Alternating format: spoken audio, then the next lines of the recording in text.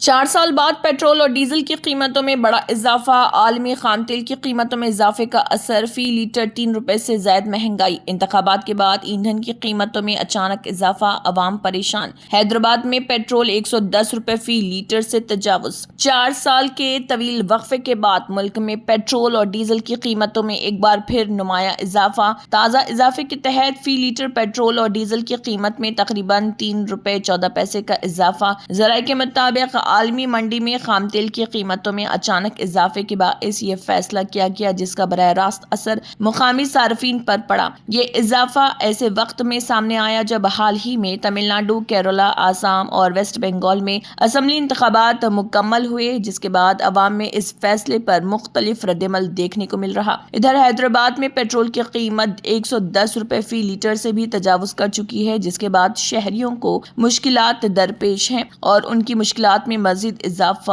ہو گیا ہے۔ عوام کا کہنا ہے کہ مہنگائی پہلے ہی بلند سطح پر تھی اور اب ایندھن کی قیمتوں میں اضافہ ان کے بجٹ پر مزید دباؤ ڈالے گا۔